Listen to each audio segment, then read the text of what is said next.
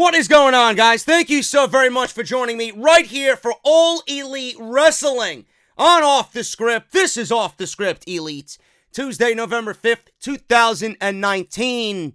And Tuesday is a great day, man.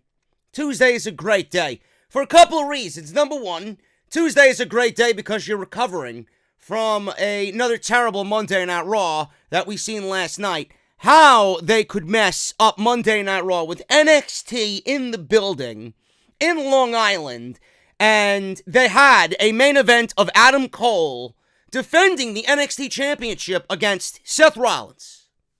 How you messed that up, I don't know. So we're all recovering from Monday Night Raw. Tuesday's a great day because Off the Script is in your sub boxes. That's why I'm here.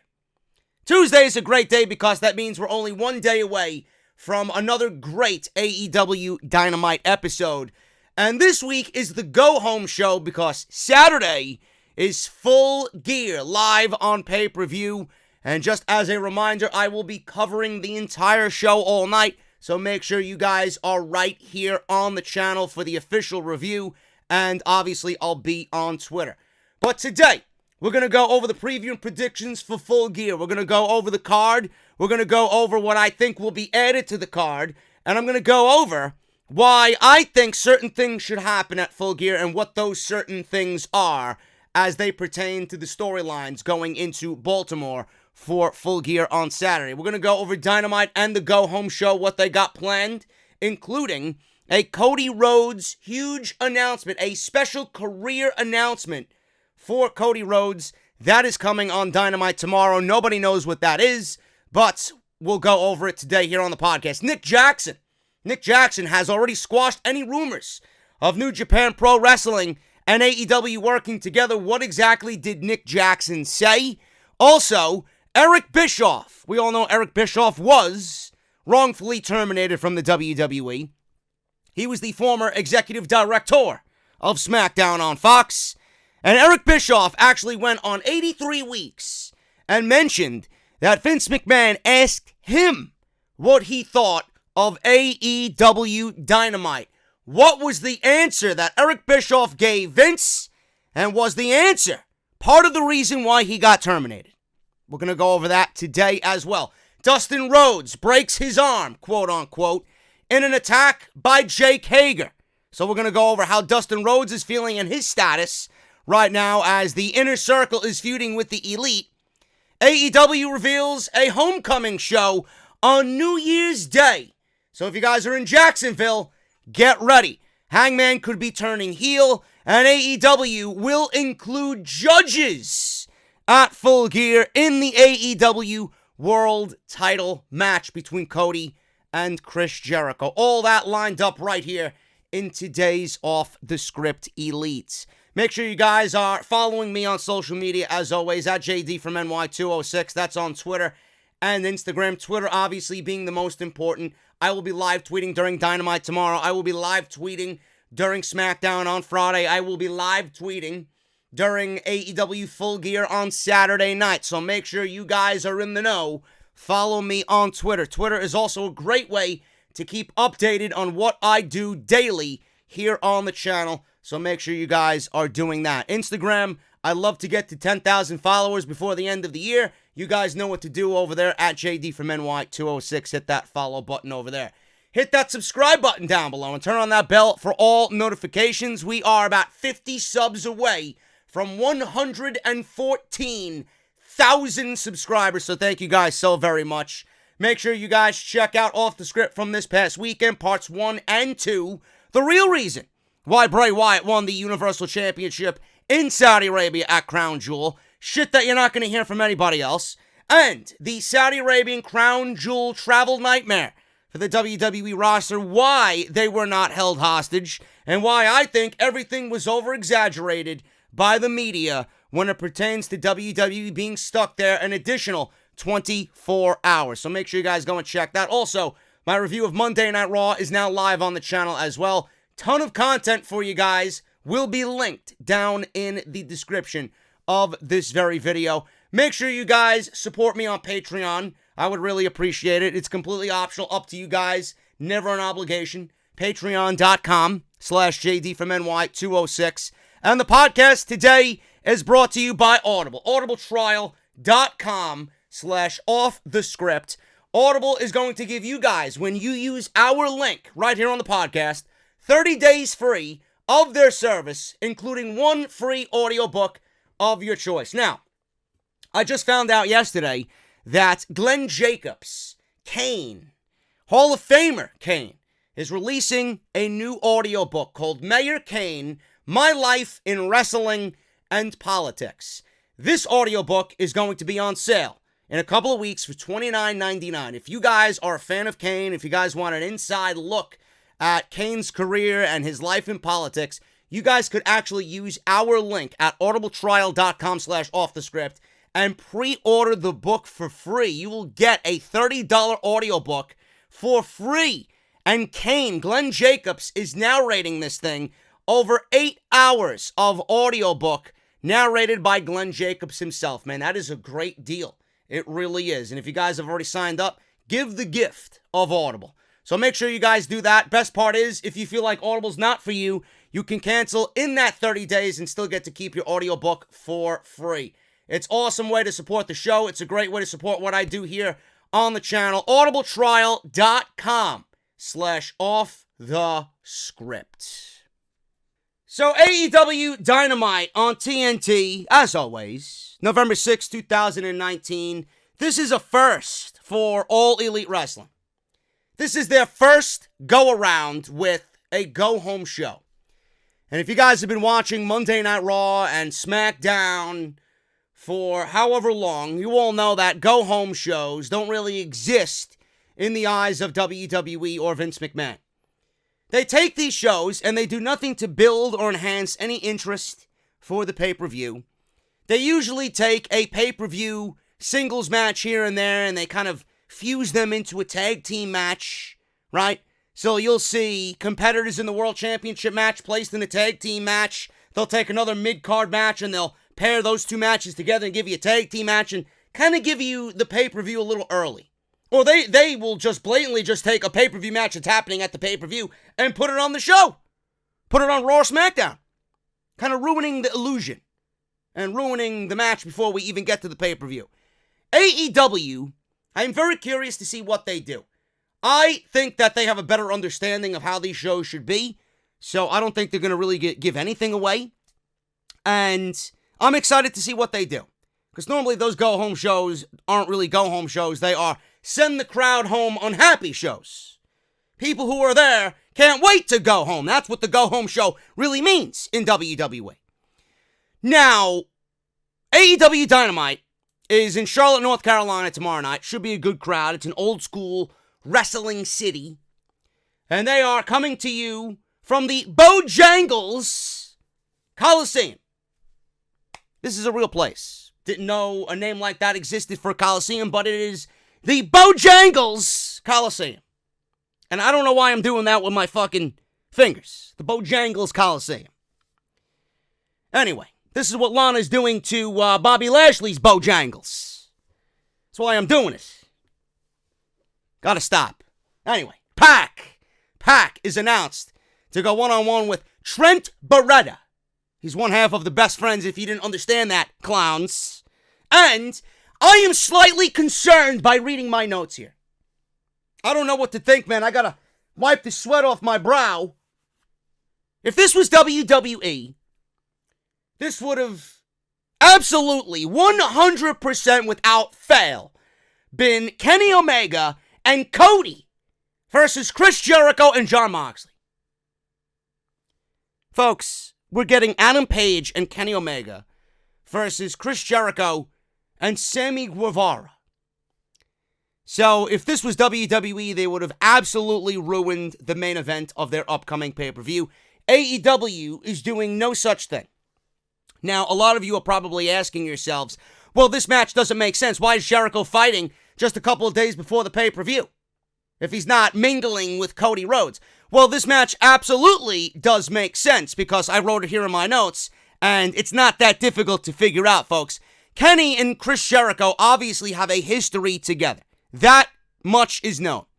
Paige was Jericho's opponent at All Out. Paige lost the opportunity to become the AEW World Heavyweight Champion. And in this match, you can almost guarantee that Sammy, being a part of the Inner Circle, is the youngest member of the Inner Circle. He wants to impress, Chris Jericho. He wants to impress Chris Jericho. And he wants to show Chris Jericho why he did, in fact, make him a member of the Inner Circle. Why Chris Jericho went out there and called Sammy a Spanish god. It makes sense. And if Kenny is on the winning team here, if Paige and Kenny Omega win this match, and he beats Jon Moxley, even though it's an unsanctioned match away from AEW, that pretty much puts Kenny Omega next in line for a world title match if Jericho can beat Cody Rhodes. Or if Cody wins, he's still in line. But I don't think Cody's going to win, which we'll talk about in a little bit. It makes sense. I love the fact that, everything matters. And they follow up on what they did previously, and they bring back matches and feuds and, little things here and there that already happened. And they make them feel important here. So this match definitely does have meaning. Also on the show, we got Cody Rhodes set to make a career announcement. Now, I don't know what it is. I don't know what it could be. I don't even want to speculate or even predict what it could be because I have no idea what it actually could be. At all. I'm assuming this has to do with his match for the world title against Chris Jericho. So this is what he said on Twitter. Full Gear, by the way, Goons, is November 9th, 2019. And I will be here covering the show as always. Cody Rhodes said this on Twitter. AEW on TNT, hashtag AEW Dynamite. I will be uninterrupted and have the chance to make my career announcement. I hope it resonates with the fans because it matters a great deal to me. I don't know what it could be. I really don't. So that is going to be interesting. And obviously they're using that as a way to generate interest for AEW Dynamite. Also, it's going to be very interesting being that this is a go-home show. It is a pay-per-view week for AEW. And the World Series is over, which drew 23 million people last week.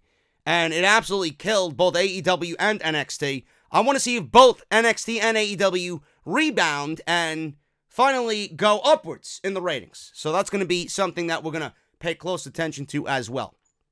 So that is what's happening on the go-home show for Dynamite. Now, as for Full Gear, all we have announced on their official website is Cody versus Jericho for the AEW World Championship and Omega and Moxley, which is not a match sanctioned by Tony Khan and AEW.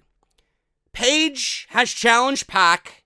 LAX and the Young Bucks is all but confirmed. I think it's confirmed because the Young Bucks accepted the challenge and LAX tried to get not one but two attacks on the Young Bucks last week. So that's pretty much all but confirmed. The Lucha Brothers, I'm assuming, will be battling SCU in a rematch for the Tag Team Championships. There's no reason why the Tag Team Championships should not be defended on this show. And then, obviously, Jake Hager, he had a vital role in last week's attack on Dustin Rhodes. I thought that was going to be a match. But you could honestly pair Jake Hager against Darby Allin, being that Darby Allin was going up against Chris Jericho, and he was within a skateboard jump of winning the AEW World Championship, and being that Jericho is the leader of the Inner Circle and Hager helped him win, I would assume that it would make sense that you could put Jake Hager in a match with Darby Allin. I think that would be fun to watch as well. So that's all we have right now for Full Gear. And I might as well go over my predictions very quickly for this stuff. Women's Championship, I don't know what they could possibly do. The women's division has been so weak, and it's been the weakest link of AEW. Now, we had a women's match last week with Hikaru Shida, and she went one-on-one with Shana, or Shana. I don't know how to pronounce, I forgot how to pronounce. Shana, I think her name is. And actually, Shana got signed to a 3-year deal by AEW. So that was a showcase match, and they were so impressed by what she did that they signed her to a 3-year deal. So that's pretty exciting for her. And honestly, the match that they put on last week was probably the best women's match that AEW has put on so far. So that's awesome. So Pac versus Paige. A lot of people are saying that Adam Page needs a victory. Adam Page needs a victory. He needs to get one over Pac. I don't really agree with that whatsoever. In fact, I would have Pac remain undefeated because that's how good Pac is. Pac took a pinfall loss in a tag team match with Jon Moxley, but Jon Moxley turned on him, and that's the reason why he lost that match. He took the pinfall. Now, with Paige, they've been playing up the fact that he is frustrated and, you know, he's gotten a win here, he's gotten a win there, he's looked impressive, but he hasn't been able to win the big one. I would have Paige go into this, and however they want to book it, have him come out on the losing end and still continue to book Adam Hangman Page in this role, in this storyline of him spiraling into, I don't want to say depression, but spiraling into this frustration where he feels like he's lost his touch, he can't win a match anymore, and this changes his entire attitude to a point where it sparks something in Adam Page, whether that is a brand new frustration, a mean streak, a heel turn. Something needs to come out of this that sparks him more so than we've seen before. And I don't necessarily think that Adam Page winning this match is going to do anything for him. What is it going to do? Why would you have him win over Pac when the direction after a win over Pac really don't mean anything for Adam Hangman Page? Why would you have Pac lose when he doesn't necessarily need to lose? There's more for Pac to gain here by the wins and losses. By winning, this is going to enhance Pac. Losing is going to further Adam Hangman Page in a storyline where we see his character develop. That's what I think is more important here. I think Pac is going to win, and I think Page needs to be in a storyline that spirals him into this frustration, whether he takes it out on a mean streak and just starts destroying the roster, or he takes it out on Cody, he takes it out on one of the Bucks, he takes it out on Kenny. I think that would be a much better story to tell than having him just get a clean victory over Pac and then, oh my God, Paige is back on the winning ways again. I don't like that. LAX and the Young Bucks, or LAX, Proud and Powerful, Santana and Ortiz. I got to get used to calling them Proud and Powerful. That's their new moniker. This could be the match of the entire night. I have called Santana and Ortiz for 2.5 years in House of Glory. The one line that I repeatedly said on commentary was that the Young Bucks are probably the most influential tag team in all of the business. And if Santana and Ortiz continue to do what they do, and this was back a year ago, if they continue to be as great as everybody knows that they are, they're going to be on that level one day of being one of the most influential tag teams in the business, like a Young Bucks. And now here we are with Santana and Ortiz against the Young Bucks. The Young Bucks have been so selfless in giving, and they know that they are the heart and soul of AEW. They are absolutely bulletproof to these people. So no matter what happens here, if they win, it's whatever. If they lose, nothing is going to happen to Matt and Nick Jackson. This is LAX. This is Santana and Ortiz. First go around in an official match. Or on pay-per-view, I should say. They did have a match against John Silver and, what's his name? I forgot his name. But they were on a squash match on Dynamite a couple weeks ago. Yeah, they got a tag team win, but it was over two guys that really aren't known in this company. This is their first major match since leaving Impact Wrestling. It is absolutely imperative that Santana and Ortiz get a clean victory over Matt and Nick Jackson. Because Matt and Nick Jackson, they've done it for Private Party. They've done it so far in the 5 weeks on TV. They've put everybody else in front of them. Everybody else is more important than they are. And they know that they need to build credible tag teams. They know that they need to build credible names in order for this company to succeed moving on into the future. This company doesn't succeed if the Young Bucks are going to hog the spotlight and get a victory over one of the best tag teams on the planet. Doesn't mean anything. They were so selfless in giving Private Party a fucking tournament win. As a number 8 seed, they were number 1 to advance in the AEW Tag Team Title Tournament. They gave that to Private Party. They made Private Party look like superstars. That's exactly what they need to do here for Santana and Ortiz. And on top of that, which is also just as equally important, the Inner Circle needs to look as strong as ever coming out of this show. And if all of them need to win, then so be it. The Inner Circle should not lose a match on this entire show. Because why did you get them together in the first place if you're not going to make them a dominant stable? This is the first stable that you've put together on AEW television, and then you're going to have them go into a pay-per-view and in typical WWE fashion have them lose? That's not really development, if you ask me. It's not really building and enhancing the talent in the Inner Circle. Santana and Ortiz win this match against the Young Bucks. This will be the match of the entire night, in my opinion. Omega and Moxley. This is a lights-out match, unsanctioned. Nobody in AEW wanted to approve this match. Tony Khan said, listen, I can't really sanction this match. It will not be approved by AEW.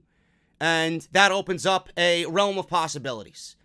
Now, everybody's expecting Cody Rhodes and Chris Jericho to close the show here for the AEW World Championship.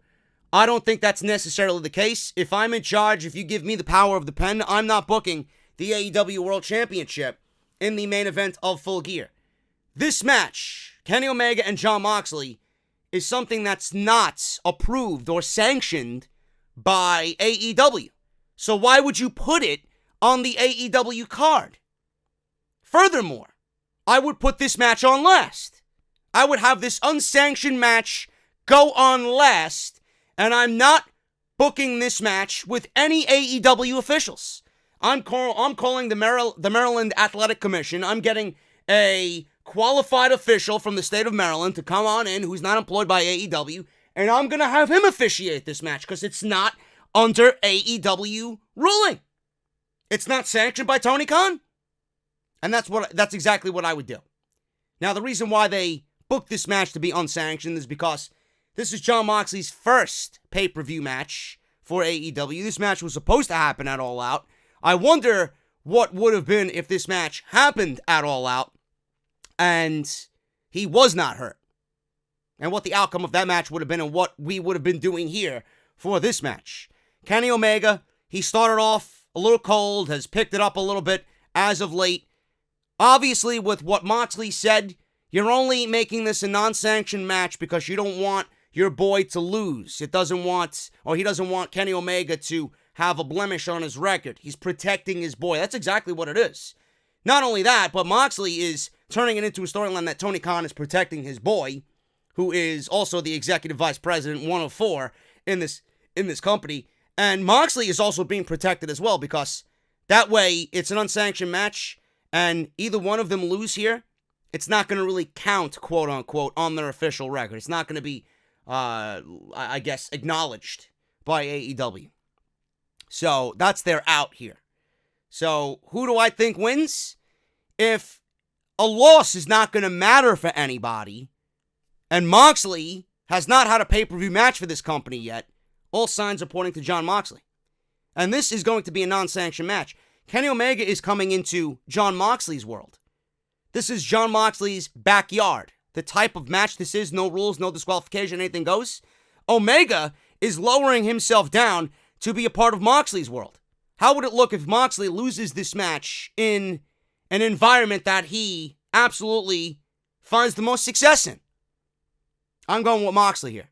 And I'm putting this match on last with no officials hired by AEW. You're going to look to the Maryland Athletic Commission and you're going to bring somebody in and officiate this match because it's unsanctioned. You want it to be unsanctioned? It's going to be a lights out match? Make it like that. Put it on last because it's not a part of the actual show. And I know, I don't like that. I don't like the way it sounds. The AEW World Championship should be the most important thing on this entire show, but that's what they did with this match. Now you got to book accordingly and make it feel legit. Cody versus Chris Jericho. This is for the AEW World Championship. I simply am going with Chris Jericho here. I do not think that Chris Jericho is losing the world title. There's no reason to take the world title off him. He's done a magnificent job with the World Championship. You could see just based over the 5 weeks of television that we got already, why AEW gave Chris Jericho the World Championship. There's nobody better right now in the business holding a major World Championship than Chris Jericho. Don't know what Cody's announcement is going to be, but we'll find out on Wednesday. Obviously, they want you to watch the show, so they're being as vague as possible. Now, this match, and I'm not sure how much I like this, but I guess it's a take on the old school. AEW is actually going to include judges in the AEW World Title match with Jericho and Cody Rhodes. Now, they're doing everything they can to make this feel like a legit real sport. The company sent out a release saying that they are bringing in 3 judges for the AEW World Title match at Full Gear on November 9th. This panel of esteemed judges could decide the fate of Chris Jericho and Cody Rhodes' AEW World Title match. This new tiebreaker stipulation means that there will be a definitive winner for the AEW World Title at Full Gear. The judges will be seated at ringside and they will be keeping score. This ensures that a draw is not possible. No judge names were revealed in this announcement. We might find that out on Wednesday. I'm not sure if they even went over this on live TV, but they did send out a press release. Maybe this will be included in Cody's announcement. I don't know. But this is only for a tiebreaker stipulation. Now, the world title matches don't know what the time limit is going to be, being that they brought this new stipulation into play. They might want to, or we could very well see them use this new stipulation. I think the AEW World Championship matches are 60 minutes. They could absolutely do 30 if they wanted to and have it go to a tie and then use the judges to really rank the match and call the match and break that tie. I don't see Chris Jericho going 60 minutes. I don't see this match at all going 60 minutes. No reason for it to go 60 minutes.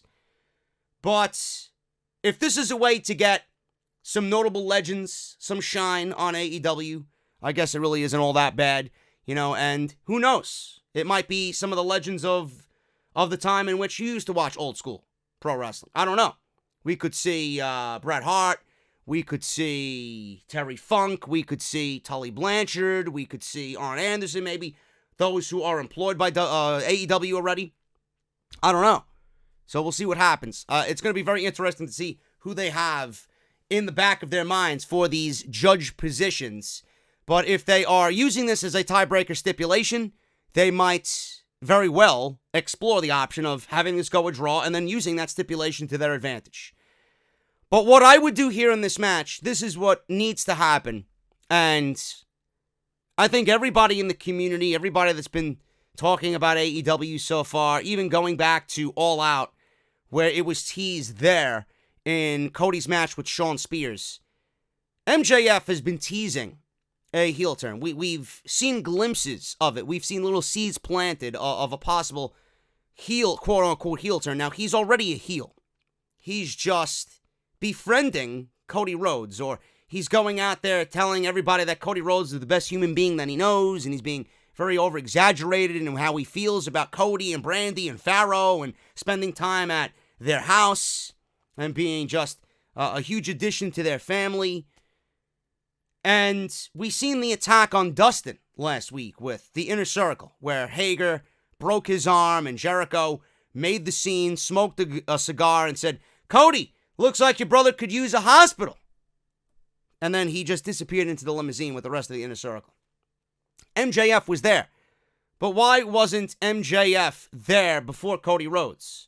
Why was MJF in the back, while Cody was out there by ringside doing the contract signing? MJF was already in the back. Why didn't he get to Dustin's aid first? Why did he arrive after Cody got there? It's a little weird. So, they've been very subtly teasing that, MJF is good friends and best friends and, the Roadster, and he's saying on and on and on about how he loves Cody Rhodes and he's best friends with Cody Rhodes.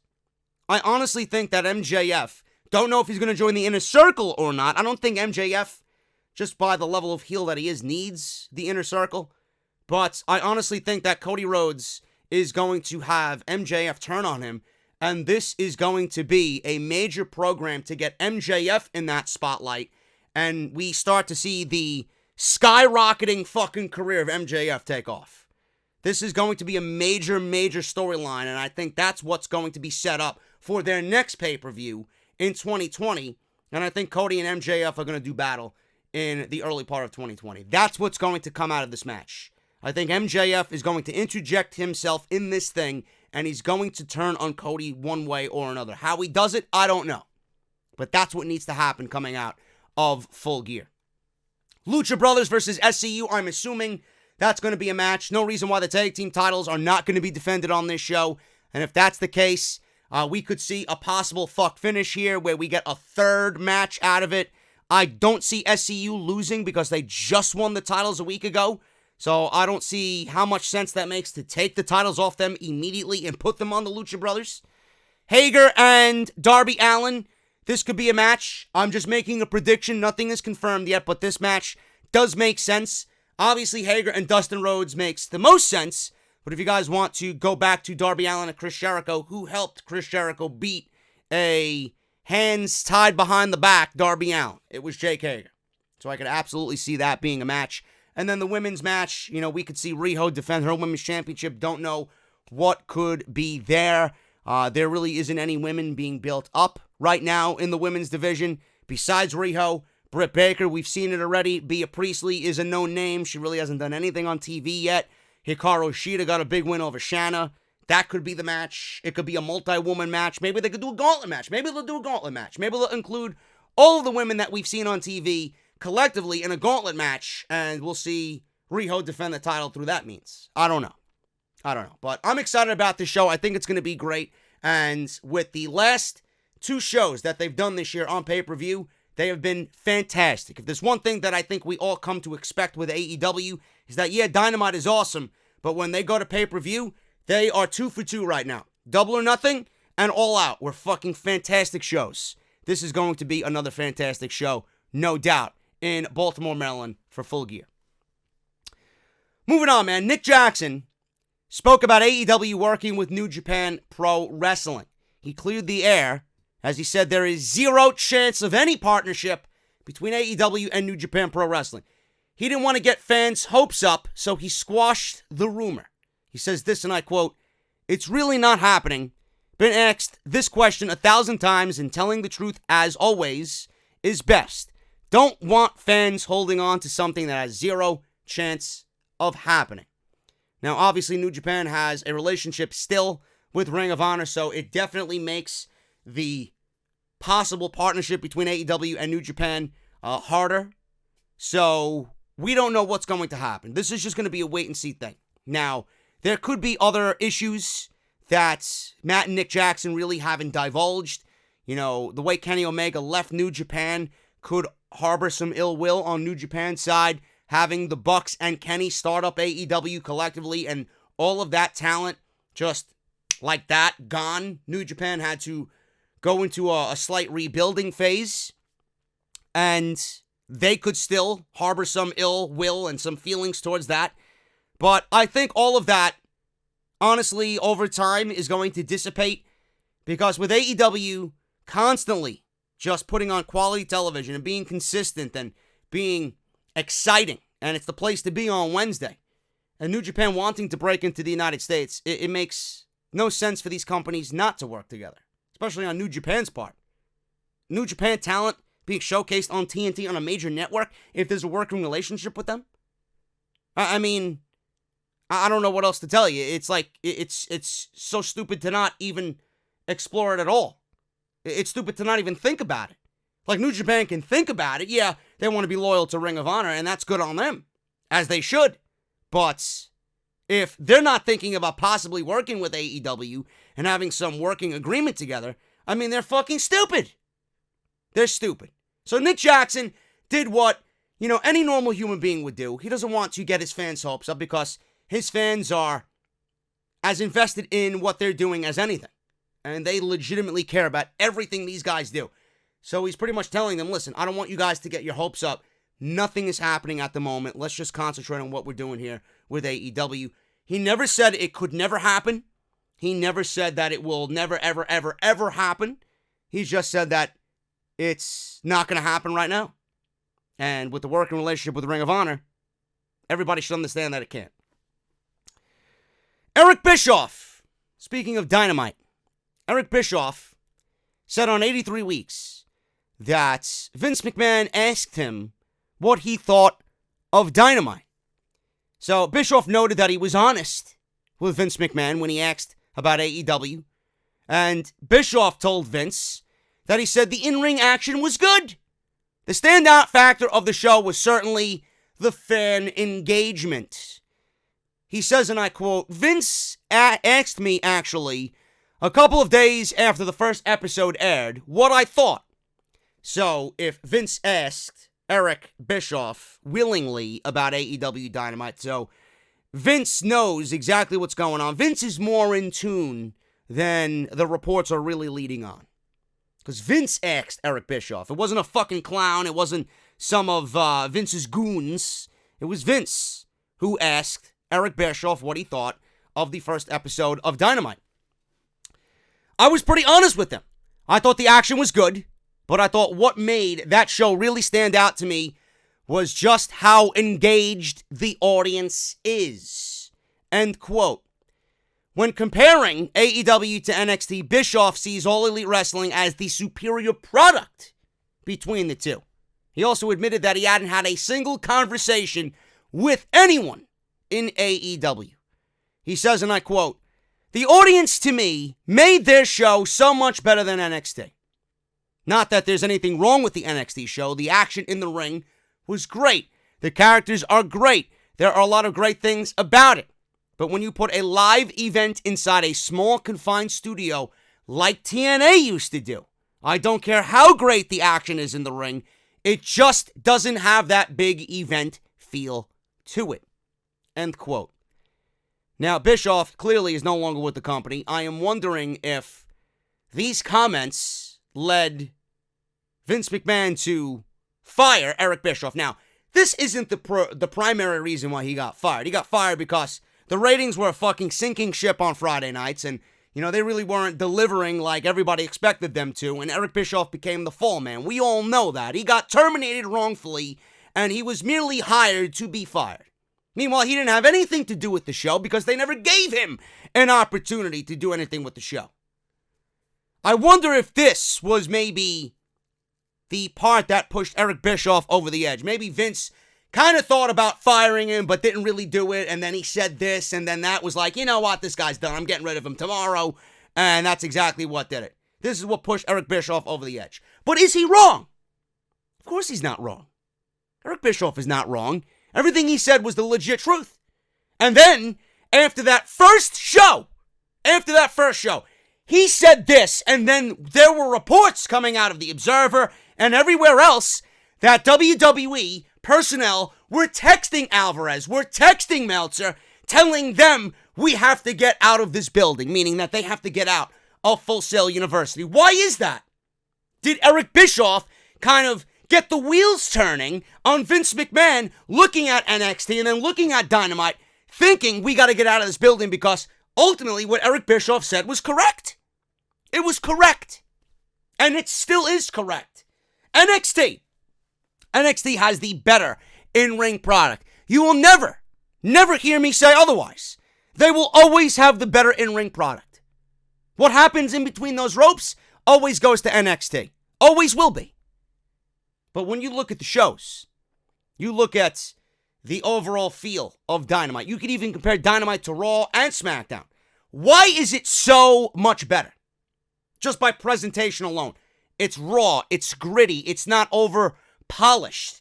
It's just in-your-face, great professional wrestling with a feel that mirrors the old school. It doesn't try and go out there to be this glossy perfection of a product. Because no wrestling show should ever feel that way. It feels real. It feels natural. It feels organic. When you watch Monday Night Raw, everything from the commentary to the way things are done, scripted, everything is fucking timed in a timely fashion. Commentary is fucking scripted. Why? Why did SmackDown come off so much better than Monday Night Raw with the same premise of an NXT invasion? Because they didn't have time to prepare. The commentary team didn't know what the fuck was going on. They didn't have time to prepare. The people in the ring who competed that night didn't have time to prepare. Everything felt natural because they had their backs against the wall and they were out of their comfort zone. They had to resort to do things beyond anything that they've ever done before.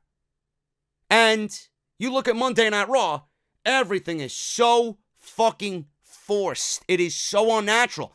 Why do we love Dynamite so much? Because it never feels that way.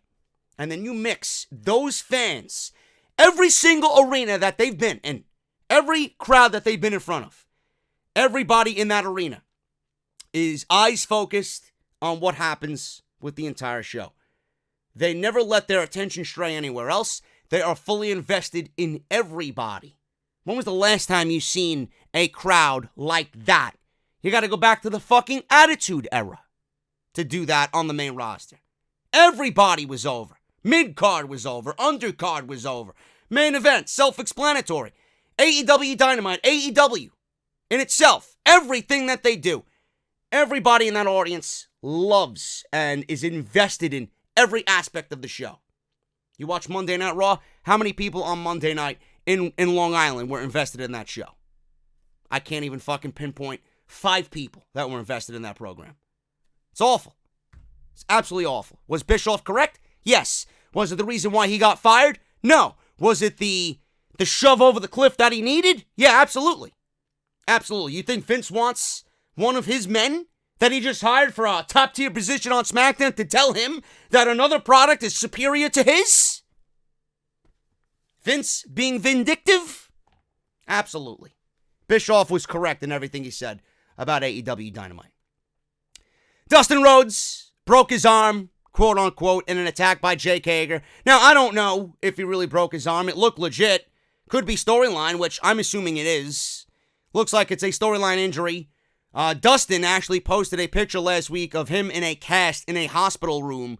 We didn't see Dustin's face in this Twitter photo. He did say that he did break his arm in his attack by Jake Hager. Now, this wouldn't be the first time that Rhodes wore a cast for a storyline. Dusty Rhodes had his arm broken by the Four Horsemen back in the 80s. Cody and AEW haven't been afraid to dip into the old school bag of tricks. And AEW recently announced that they are bringing back, like I mentioned, 3 judges for the championship match between Cody and Jericho at Full Gear. Meltzer noted on The Observer that Hager versus Rhodes could be a Full Gear match. I don't think so. We'll have to wait and see. We'll have to wait and see till tomorrow. It could be Rhodes and Hager. It could be Hager and Allen if they really don't want to play up the fact that Rhodes getting in the ring with a broken arm. Rhodes and Hager could be a great match. Could be a sleeper match. So we'll see what happens if they do pull the trigger on Dynamite before Full Gear on Saturday. Speaking of Dynamite, if you guys are living in the Jacksonville, Florida area, January 1st, 2020, they will go unopposed because NXT doesn't have a show on New Year's Day. They're coming home. Dynamite will be back in Jacksonville, Florida on New Year's Day live. Wednesday, January 1st at Daly's Place. That is going to be awesome. Daly's Place was the home of, I believe it was Fight for the Fallen, and it looked fantastic. So it's going to be nice to see AEW back in that arena, that amphitheater, which looked amazing on TV. So they'll be there January 1st, and they will be unopposed on January 1st because NXT does not have a show. They usually do a highlight show, and they come back the next week. So it's going to be very interesting to see. Now, Tenille Dashwood, speaking of the women's division, we went over the Full Gear card. We don't know what Riho, the women's champion, is going to be doing at Full Gear, defending that championship. Tenille Dashwood was one of the women in the Battle Royal at All Out. She was recently interviewed by Chris Van Vliet, and she said that her release from WWE was a big shock to her. Don't know why it was a big shock to her. She willingly said that the Emelina character that was created for her by Vince McMahon, she could not do it correctly, and she wasn't invested in that type of character.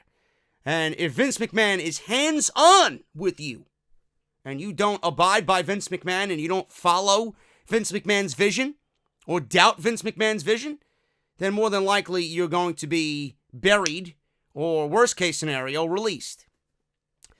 Now, while speaking to Chris Van Vliet, Tenille Dashwood said that she was shocked by her WWE release and she had no idea it was coming at all. I don't really know how much I believe that. She says this, and I quote, "It was actually a really big shock for me. I had no idea. At the time, I was in a feud with Asuka, and we just had done a pay-per-view, and that was her debut. Her pay-per-view debut on the main roster. I think it was her actual debut on the main roster. We had an awesome match. I remember everyone loved it, and we had a match on Raw the night after, and then basically by the end of the week, I had a call saying I was released." End quote. So after that, she ended up in Ring of Honor. She traveled the Indies. She was injured for a time, dealt with some personal illness, and now she's appearing for Impact Wrestling in 2019 on a pay-per-appearance basis. Where she ends up, I don't know. I think AEW's women's division needs all the help that they can get. I think they need some credible names, and she is a credible name, and she's a great in-ring worker. I think they would do her wonders, and she would do wonders for their women's division. I think that's what AEW needs to do, is sign Tenille Dashwood, and if they don't, I think they're foolish. Bea Priestley, she revealed why she turned down a WWE deal before joining AEW. Now, she spoke on a variety of topics to talk sport. She said Kenny Omega and Dustin Rhodes are the biggest influences backstage at TV. She also did note that Cody was the one who brought her into the company when Priestley wrestled Brandy Rhodes towards the end of last year. The match between Brandy and Bea took place at Stardom in Japan. Priestley noted that she is currently part-time with AEW, but on a full-time contract with Stardom. Priestley also noted that AEW's contract allows her to still work and live in Japan with her boyfriend, Will Ospreay. Bea also claimed that she could have joined WWE to be a part of NXT UK, but the company wouldn't let her work in Japan as much, and that was the deal breaker. Priestley seems like she will be a big part of AEW's women's division in the coming months, so as soon as she's done in Stardom, I would not be surprised to see her full-time in AEW. Another reason why I think she did not sign is because right now, WWE has a priority. They usually swing back and forth on the priority. If you look at WWE in the news today, they just recently signed 4 in total, but 3 of the 4 new NXT signees to the PC were all women. Shotzi Blackheart from Evolve. I don't know the other one, and the other one was Scarlett Bordeaux from Impact, formerly of Impact Wrestling, the one who's dating Killer Cross. So 3 women of the 4 total were women. Now, Bea Priestley, why I think she didn't sign, yes, Will Ospreay and working in Japan and all that, definitely had a reason behind why she didn't sign with WWE. They wouldn't allow her to work in Japan. But I also think another reason is because they are so oversaturated with women that if Bea Priestley went to NXT UK, yeah, it would have been good, but she wasn't able to work Japan. It would have been good, but what happens after NXT UK? You go to NXT Local, you go from NXT Local to the main roster, and NXT right now is so oversaturated with women that it would be very easy for Bea Priestley to get lost in the shuffle. She might be thinking, I'm better than that. I don't want to be lost in the shuffle. I want to stand out above everybody else. I don't want to join an overwhelming sea of women and then risk getting lost in the shuffle or not being used, not being utilized, sitting around more than I would like to sit around. And then what happens after NXT? What are they going to do with you on the main roster? Obviously nothing. Unless you're blonde and named Charlotte, you ain't going anywhere. Or Alexa Bliss. So, she made a right decision not going to WWE in any aspect. Yeah, it would have been great to see her in NXT UK. Yeah, it would have been great to see her in NXT, but even that is now a risk that I think a lot of people on the indies aren't willing to take anymore because they know what awaits them after NXT. And look at the saturation right now in NXT as they do battle with AEW. It's tough. Really is tough. So I think she made the right decision turning down WWE and joining AEW while continuing her work in Stardom. Finally, guys, Rob Van Dam, you know, the old geezer, Rob Van Dam, who is hanging on to a shred of credibility, says AEW is a downgrade from Impact Wrestling. That's exactly what he's doing when he said this comment. Exactly what he's doing when he said this comment. Rob Van Dam was just trying to engage his Twitter followers when he took a little time to let people know about his direction in pro wrestling. One fan tweeted out, And I quote, "You should go to AEW. It's a better fit for you, sir." So obviously, Rob Van Dam, who has one of the best nicknames in the history of wrestling, the whole fucking show. Me and my brother used to be huge RVD marks, man. We loved him. But this is what he said, and I quote, "You should quit telling me what I should do, especially suggesting a downgrade like that," end quote. Now, Sean Ross Sapp over at Fightful spoke to RVD many months ago over the summer when they brought him back to Impact and asked RVD what brought him back to Impact. It didn't take Rob Van Dam really any time at all to admit that it was about the almighty dollar. It was about the money. He said that he initially was only supposed to come in for the WrestleMania weekend show, but that money enticed him to stick around. I'm glad Anthem is treating you well, sir. So people tend to overlook Impact Wrestling. It's not really hard to figure out why. Even though they got a new deal with Axis, I doubt they're still making any waves. I mean, Ring of Honor sucks so badly that Impact has now jumped Ring of Honor. So it goes WWE, NXT, AEW, and then I would assume, I don't know, it depends on really who you talk to. Some people are going to put NWA above Impact. Some people are going to put MLW above Impact. It goes WWE, I would say it goes WWE, New Japan. You know, I guess you can lump NXT into the WWE. WWE, New Japan, AEW. Actually, no, here in the States. Let me do that again. WWE, AEW, New Japan. And it could be Impact. Again, it's based on who you talk to. It could be NWA, MLW, you know. You might be a Ring of Honor fucking stooge. You know, it's all subjective at that point, but it's WWE, AEW, and New Japan. It's the way it is.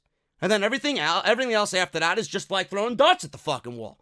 Now, I'm not a big fan of Impact Wrestling. I love their roster. I think Sami Callihan's fucking fantastic. Tessa Blanchard is fucking phenomenal, you know. And I love the North. I think they're great. Jordan Grace, Taya Valkyrie, Rosemary. You know, they got some good talent over there. But Impact Wrestling, a downgrade from AEW, and you sign with Impact for the money? Or is it that AEW was on your list, number one? They didn't want to sign the fucking has-been pothead like you, who really is well past his prime, and clearly all about making comments like this to remain relevant on wrestling social media. I don't know. I used to love RVD. I don't know what he's doing now in Impact Wrestling. I don't know what he's doing to generate any buzz or interest. I mean, how many fucking times can we see a rolling fucking senton from RVD? Or a fucking Van Terminator? How many times can you see that before you get bored? So I'm glad Impact Wrestling has him.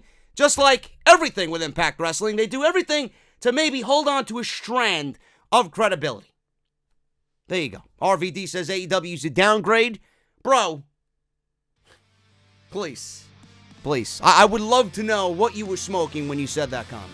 Or what pair of tits you were holding on to while you said that comment. Because you must have been in a land of fucking make-believe at that point.